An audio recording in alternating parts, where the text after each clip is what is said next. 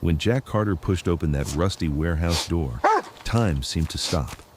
5 little black children sat huddled in a dark corner, their eyes wide with terror, surrounded by broken walls and the smell of rust and dust. Rex growled softly, ears sharp, while Emily stood frozen on her crutches, trembling as her eyes met theirs, a child seeing for the first time how cruel the world could be. That single moment would uncover one of the darkest secrets ever buried in Willow Bend. If you believe that kindness can still fight the darkness, stay with us until the end of this story. May your day be filled with peace, light, and compassion. The sun hung low over Willow Bend, turning the little town gold as the breeze whispered through the maple trees. It was one of those afternoons when peace seemed certain, when laughter drifted from the small park near the houses on Cedar Lane.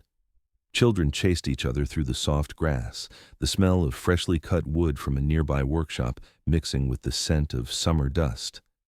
Emily Carter, a 5-year-old girl with bright blonde hair and a metallic prosthetic leg, sat on the park bench beside her loyal German shepherd, Rex. Her father, Jack Carter, a tall, broad-shouldered veteran with calm, weary eyes, watched from their porch across the street, grateful that his daughter could still find joy after all she'd been through. Rex's tail thumped softly on the ground as Emily smiled at the children playing.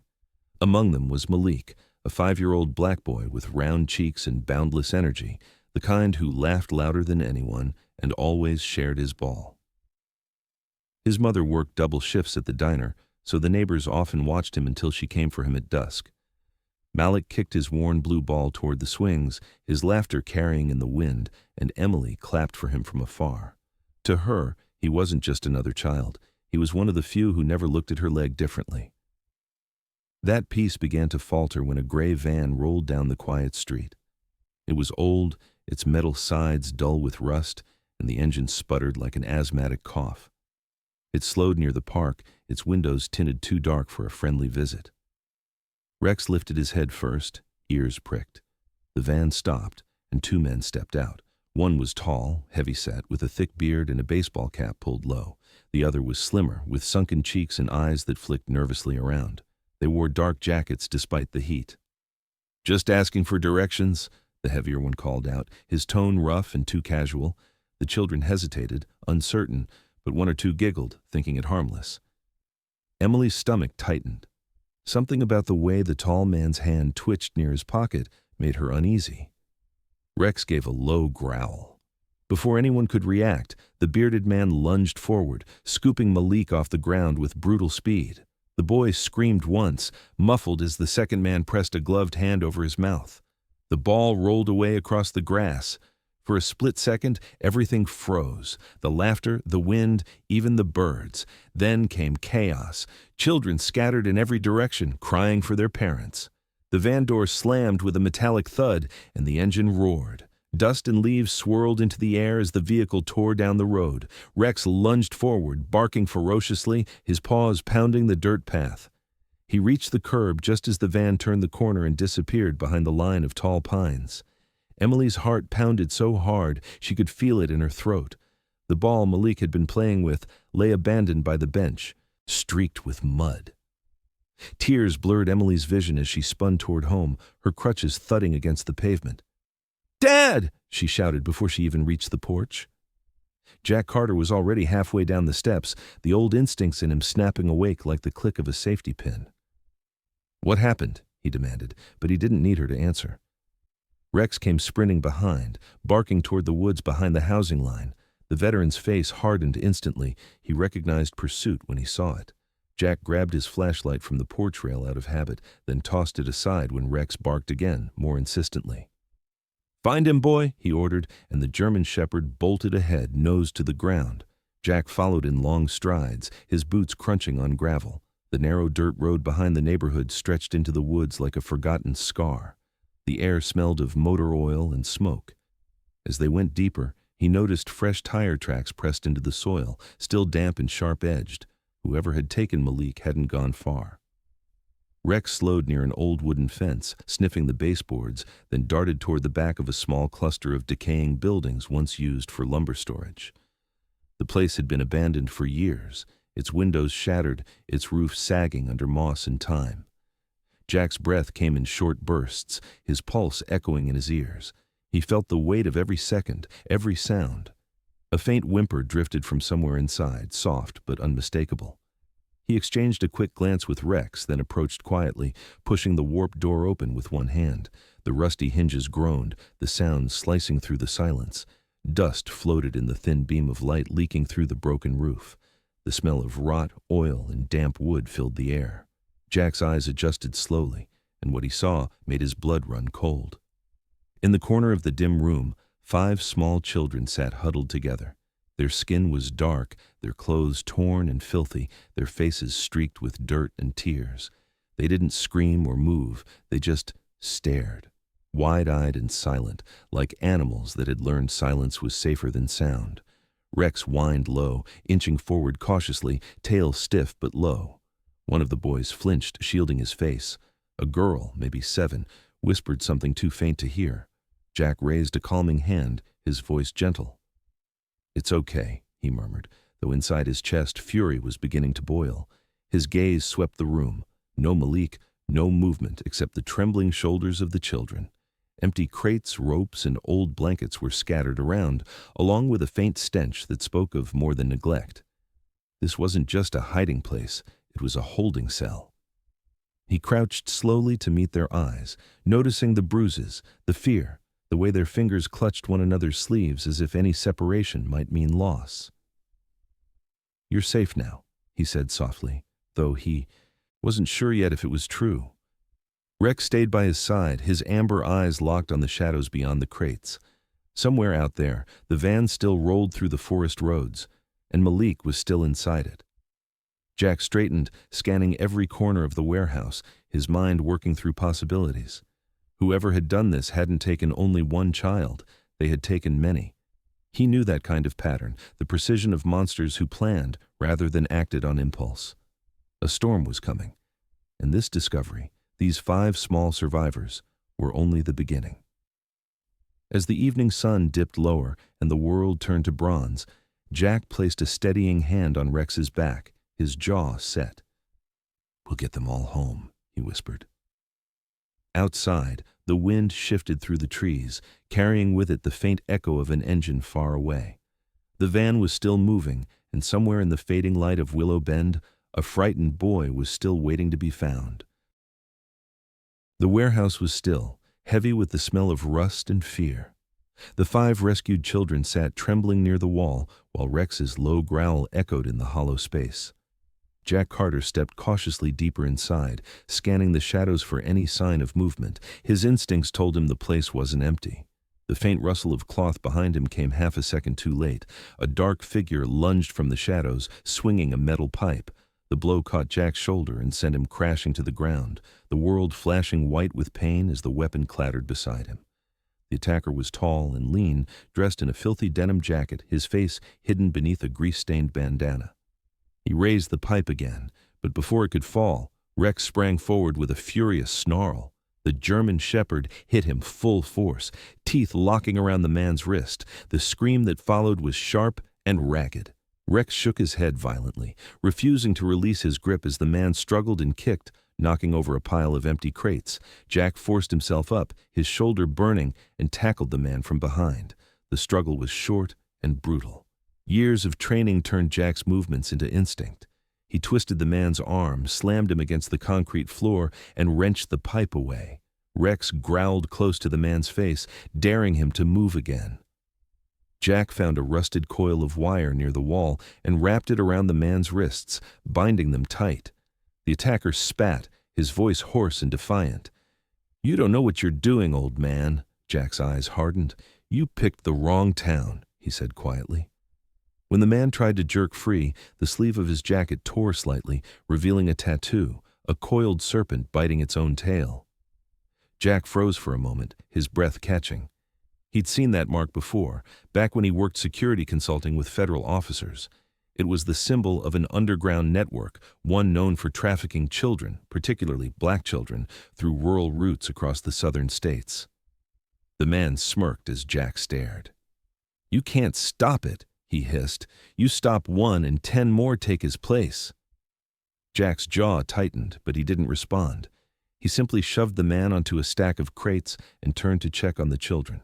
The 5 little ones were crying quietly, their faces streaked with tears and grime. One girl, the oldest among them, maybe 7 or 8, had curly black hair matted with dust. Her voice trembled when she spoke. "Are you going to hurt us too?" Jack knelt beside her, his tone low and steady. "No one's going to hurt you again, sweetheart. You're safe now." He motioned for Rex to sit beside them, and the dog obeyed, lowering his head near the smallest boy, who reached out to touch his fur hesitantly. The simple warmth of the animal seemed to calm them in a way words couldn't. Outside, the sun was sinking, its light bleeding through the broken windows in long amber lines. Jack helped the children one by one toward the open door, letting them breathe the evening air.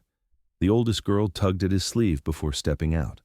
Her voice was a whisper, almost swallowed by the wind. "There are more," she said.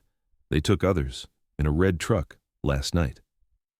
Jack's stomach tightened. "How many?" She shook her head slowly, eyes glistening. "I don't know.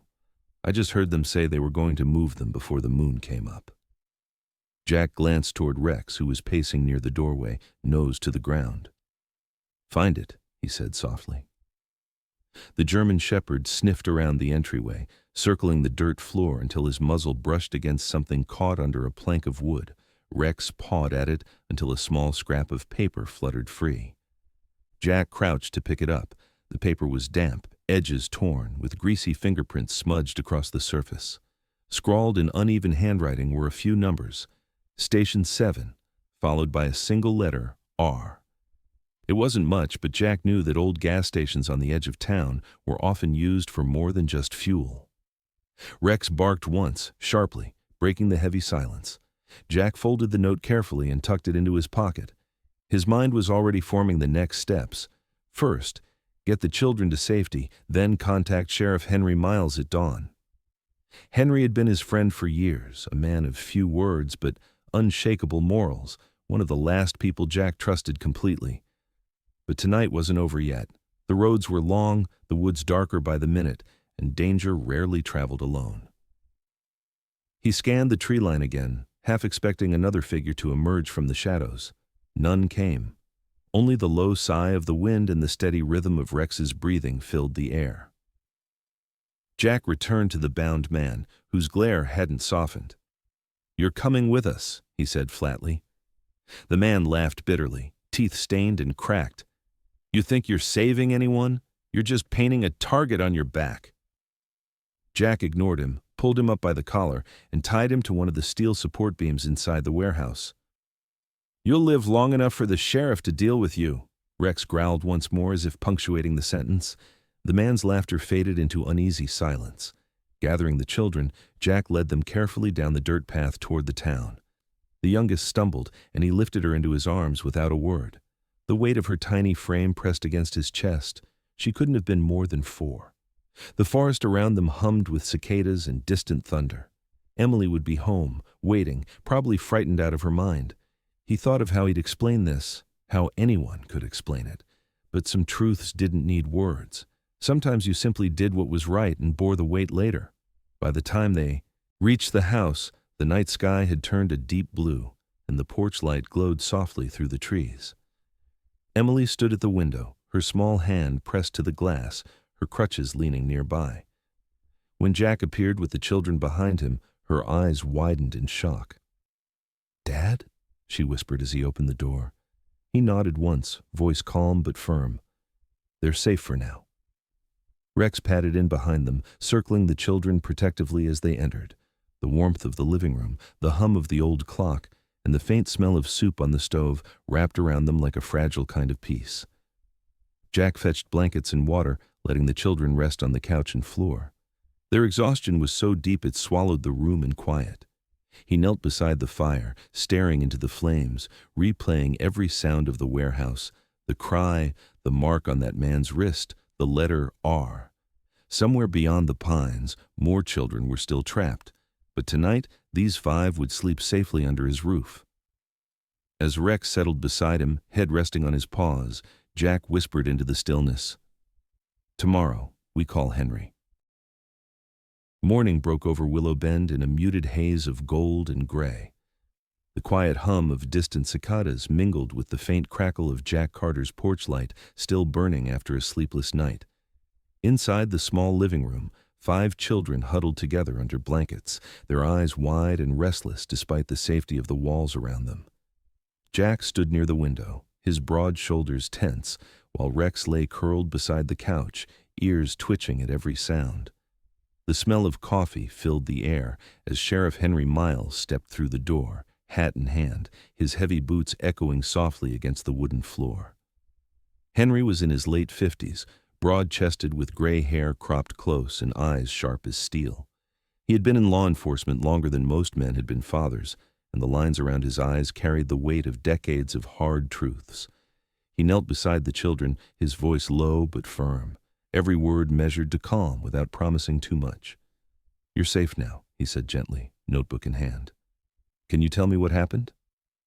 The oldest girl looked at him, tears glistening on her cheeks. "They don't take everyone," she whispered. "Only kids like us." Henry's pen paused. "What do you mean?" Her voice wavered, but she repeated it clearly, the weight of the truth hanging in the room like smoke. "They only take black children. They said nobody looks for us as hard." A silence followed, thick, cold, and unbearable.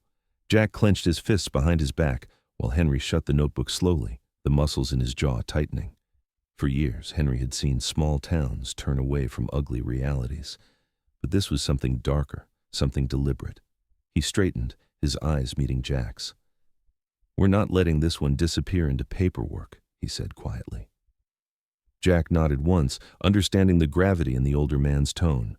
Rex lifted his head and gave a low whine, as if agreeing. Henry turned back to the children, asking careful questions about vehicles, voices, anything that might help. All 5 mentioned a red truck, faded and dented, with its license plate covered in tape. Jack remembered the scrap of paper Rex had found. Station 7R. The connection sparked like a fuse. By noon, Henry and Jack were driving down the old highway toward River Bend, the wind whipping through the open windows of the sheriff's patrol truck. Rex sat in the back seat, alert, his amber eyes fixed on the passing trees. The old gas station appeared on the horizon, leaning beneath a faded sign that once read, "River Bend Fuel and Service." The pumps were rusted, the glass cracked, and weeds clawed through the gravel lot. It looked abandoned, but Jack's instincts told him otherwise. There were fresh tire marks cutting through the dirt, and the faint smell of diesel hung in the air. Henry parked a distance away and motioned for quiet. They approached on foot, keeping low behind the remains of a pickup shell. A man emerged from inside the building, thin, nervous, wearing grease-stained overalls. He locked the door behind him and walked toward a truck parked nearby. The vehicle was red, its paint peeling but unmistakable. Jack's pulse quickened. The rear license plate was partially obscured with tape. Rex tensed, muscles coiled. Henry took out his binoculars, focusing on the driver. "That's no random mechanic," he muttered. "That's someone cleaning up." They watched as the man adjusted something in the truck bed, a metal box covered with a tarp. Then he climbed in and drove off down the east road, dust swirling behind him. Henry sighed, lowering the binoculars. "We can't spook him yet. We need more than a sighting." Jack nodded reluctantly. That afternoon, back at the sheriff's office, the door swung open with a sharp creak. A young woman stepped inside, her hair pulled into a loose bun, a leather satchel slung across her shoulder. Her name was Clara Hayes, a journalist from Portland in her early 30s, sharp-eyed and confident in a way that made small-town officers immediately wary. She wore a dark green coat and a press badge clipped near her collar. "Sheriff Miles," she greeted calmly. "I think we're chasing the same storm." Henry frowned, gesturing for her to continue. Clara spread a series of printed photos across the desk, missing children, all black from 3 neighboring states. "They've been disappearing for nearly a year," she said, "all under similar conditions. No ransom notes, no witnesses, no suspects." Jack leaned over the desk, studying the faces in the photos. "What makes you think Willow Bend's involved?" Clara looked at him squarely. "Because every one of these disappearances connects to transport routes running through this county. The red truck, the false plates. It's not coincidence.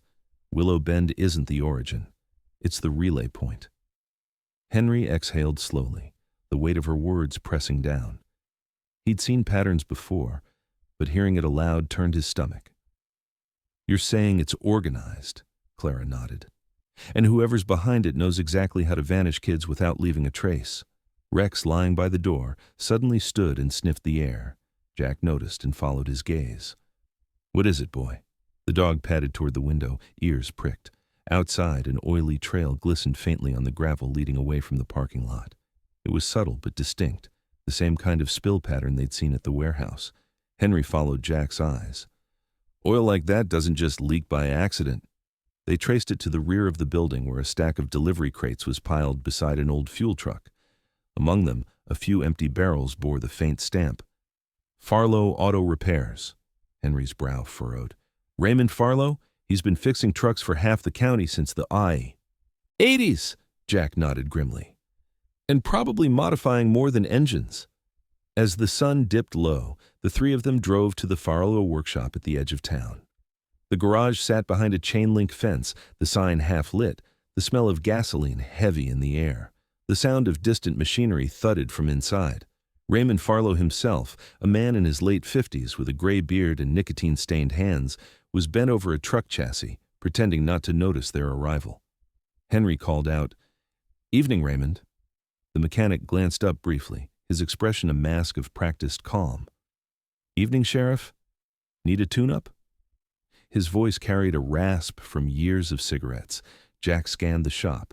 Rows of red trucks in various stages of disassembly, each with suspiciously reinforced rear compartments. Clara quietly took a photo. Rex paced the perimeter, nose to the floor, growling under his breath. He stopped near a side door and began scratching at it, his fur bristling. Jack crouched and caught the scent, the same blend of diesel and grease from the warehouse. Henry met his eyes, silent understanding passing between them. "You've been busy, Raymond," the sheriff said carefully.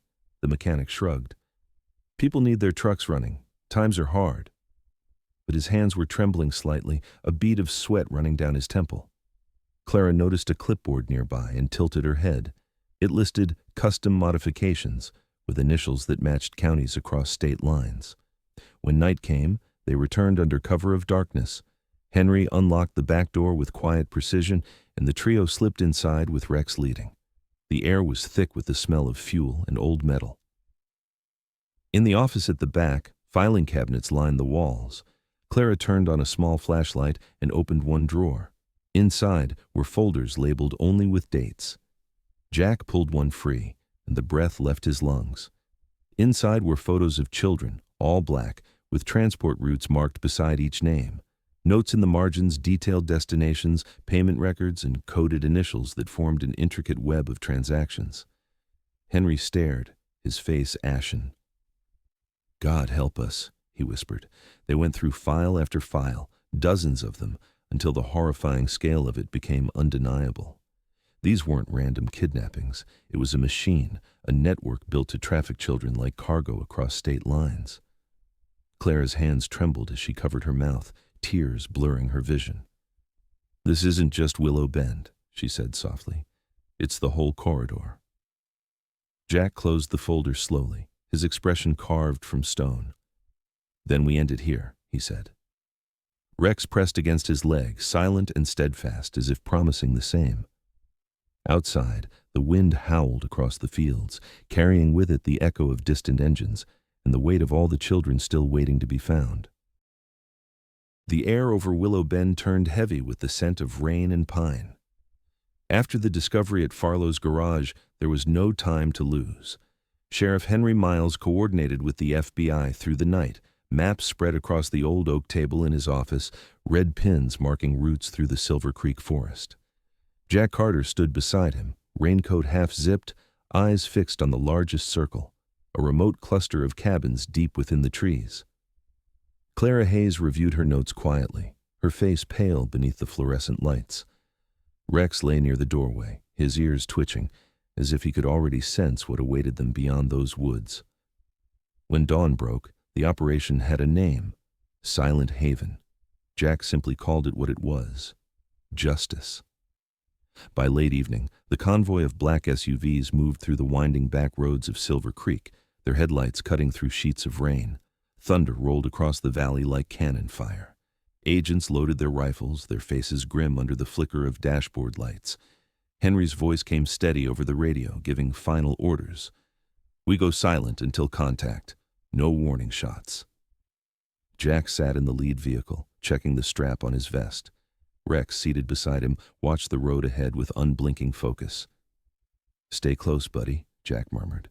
The German shepherd's coat, slick and dark, shimmered faintly under the dim light, a soldier in his own right. The rain intensified as they reached the forest edge. Mud splashed beneath their boots, and the wind carried the metallic scent of oil, faint but familiar. "He's picking it up," Jack whispered, when Rex's ears pricked forward. The dog tugged on the leash, nose low, guiding them off the trail toward a cluster of dim lights barely visible through the storm. "There," said Clara, pointing. A compound of weathered wooden cabins emerged between the trees, their windows boarded, smoke rising from chimneys despite the storm. Henry gave the signal, his hand slicing through the air. The team spread out, flanking the perimeter. Every second stretched thin as lightning illuminated the clearing, revealing armed men pacing the entrances. The first gunshot shattered the silence. It came from the west flank, followed by the sharp bark of rifles and the crack of thunder that drowned the screams. "Move!" Henry's voice thundered through the rain. Jack sprinted forward, Rex at his side, boots sinking in mud as they closed in on the main cabin. Bullets tore through tree trunks, splinters raining down like shrapnel.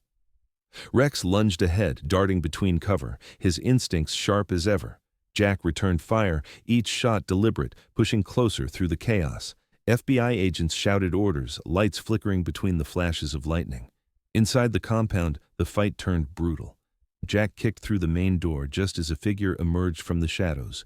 Raymond Farlow, his face twisted, soaked from the storm. "Should have stayed out of it, soldier," he growled, swinging a crowbar. The impact missed by inches, smashing into the wall behind Jack.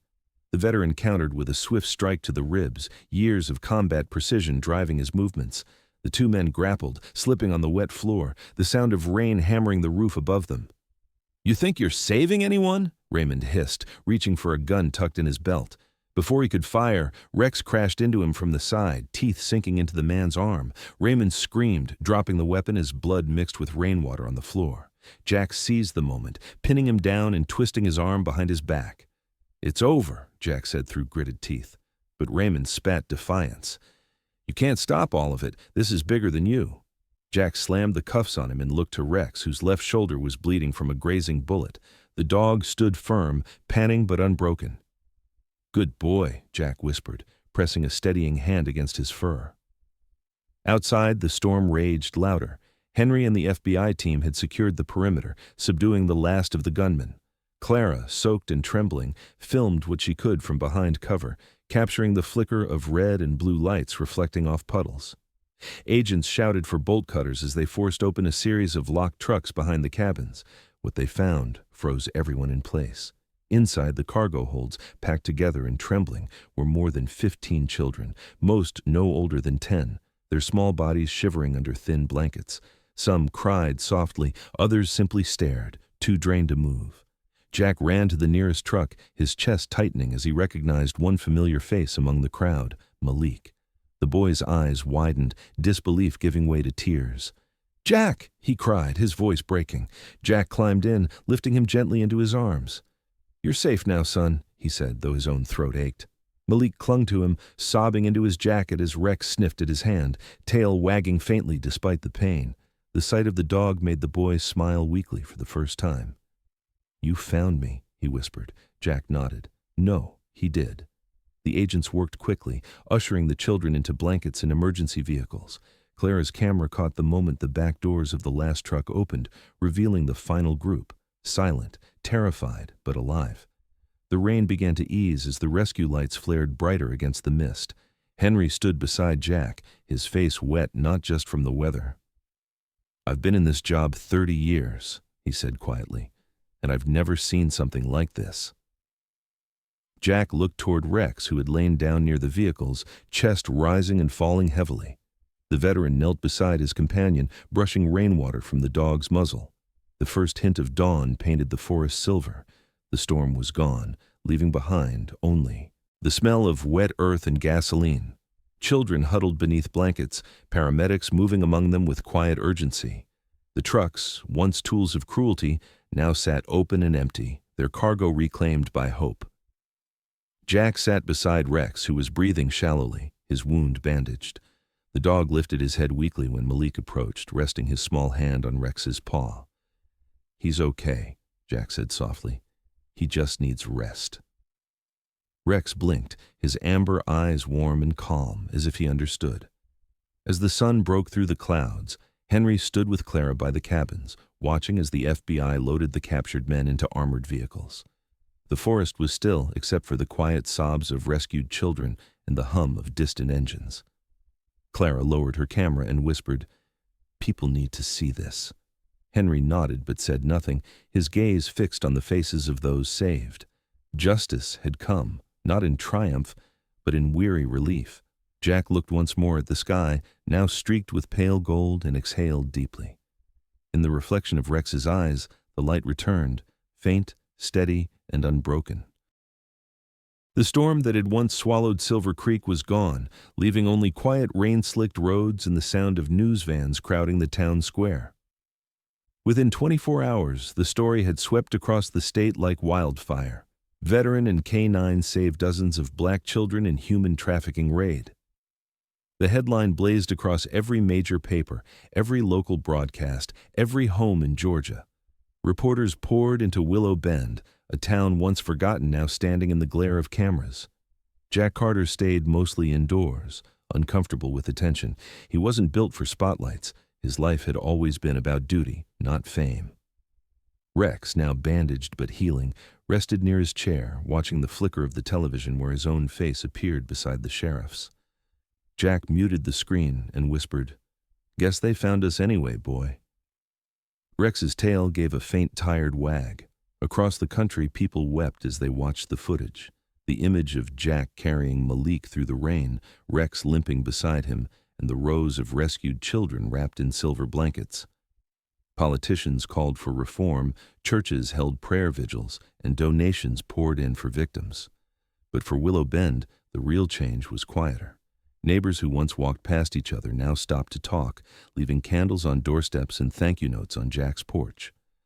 Clara Hayes, her camera always hanging from her neck, became a familiar figure around town, documenting not the tragedy, but the healing that followed. She often said, "The world finally saw what this little town is made of."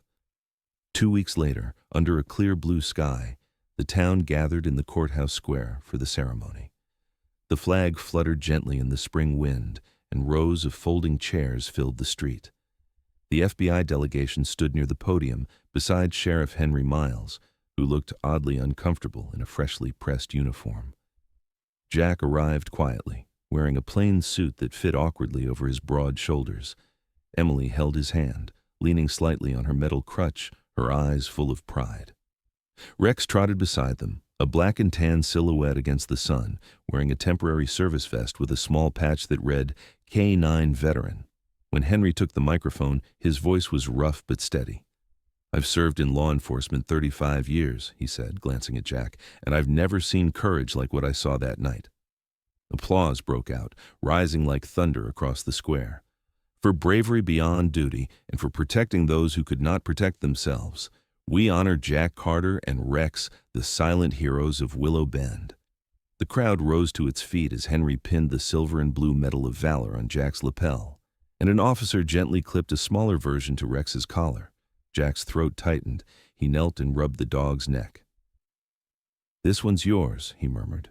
Rex barked softly, the sound rolling warm and low through the air. That evening, the local paper printed a photo of them standing side by side, the veteran, the child, and the dog beneath a banner that read, "Courage restores the light." Clara Hayes submitted her article that same night. She titled it, "The Silent Heroes of Willow Bend." It was more than a report. It was a story of empathy, a reflection on the quiet sacrifices that rarely make headlines. Her words spread beyond state borders, sparking outrage and awareness in communities across the country. Within a month, multiple trafficking cells were dismantled through joint operations inspired by the case. It started with one small town that refused to look away, Clara wrote, and with one man and one dog who believed every child deserves to be found. Meanwhile, Malik recovered slowly at the Willow Bend Community Hospital. His small body was fragile, but his spirit, once dimmed by fear, began to return. Nurses called him the Miracle Boy, and the sheriff visited often, bringing small toys donated by the townspeople. Emily had begged her father for days to let her visit, and when Malik was finally strong enough, Jack took her by the hand and walked her to the hospital's children's ward. The air smelled faintly of antiseptic and flowers. When Emily entered, Malik was sitting up, sunlight streaming through the window onto his face. For a second, neither spoke. Then Emily smiled shyly and held out her small hand. Malik reached for it, his fingers trembling but sure. "You came," he said softly. "I told you my dad and Rex would find you," she replied, her voice barely above a whisper. The two children sat together in silence, their hands joined, eyes wide with the kind of hope only the very young can still hold after darkness. Jack stood at the doorway, watching, his chest swelling with quiet pride and gratitude. The world could have turned away, but they hadn't. Outside the hospital, reporters asked for statements, but Jack declined every interview. "I'm no hero," he told one persistent cameraman. "I just did what anyone should do." Yet deep down, he knew not everyone would have. Henry, ever the stoic sheriff, received his own commendation from the state governor, though he later admitted to Jack, "The only thing I'm proud of is that we didn't lose a single one that night." Clara's name began appearing in national outlets, but she remained humble, insisting that the story's power came not from her words, but from the truth they carried. Months passed, and the rhythms of Willow Bend began to return. The laughter of children filled the park once more, the same park where it had all begun. Emily walked more confidently now, her new prosthetic leg gleaming in the afternoon sun as she joined Malik and the others on the grass. Rex lay stretched under the shade of an oak tree, the metal on his collar catching the light like a tiny star. His ears flicked lazily as the children's laughter carried through the breeze. Jack stood a few yards away, hands in his pockets, watching quietly. For the first time in a long while, the lines around his eyes softened. Clara arrived, camera slung at her side, smiling as she snapped one final picture. Emily and Malik laughing, Rex dozing at their feet, and Jack framed in the distance, a man both burdened and freed by what he'd done. "You ever think of leaving this town?" she asked. Jack shook his head, eyes still on the park. "No," he said simply. "There's enough work left right here." She nodded, understanding. The sun dipped lower, the light turning golden, and somewhere in the trees, a bird began to sing. As dusk fell, the park glowed with that warm, honey-colored light that makes everything seem forgiven. Children ran between swings, their shadows long on the grass. Rex lifted his head, watching Emily toss a ball, then lowered it again. Content, Jack turned to leave, pausing once to glance back. The world had changed, not through speeches or medals, but through moments like this, born of love and courage and a refusal to give up. The darkness that once hung over Willow Bend had finally lifted. The light, at last, had come home. In a world that often turns away from pain, this story reminds us that compassion is still the strongest force we have. Jack, Rex, and every child they saved stand as proof that real courage isn't loud. It's the quiet act of doing what's right when no one is watching. True heroes don't seek glory. They simply choose love over fear, kindness over silence, and light over darkness. If this story touched your heart, share it with someone who needs to believe in goodness again. Leave a comment below and tell us what this story means to you. Don't forget to subscribe to our channel to stay with us for more stories of hope and healing. May God bless you and your loved ones, and may compassion always guide your heart.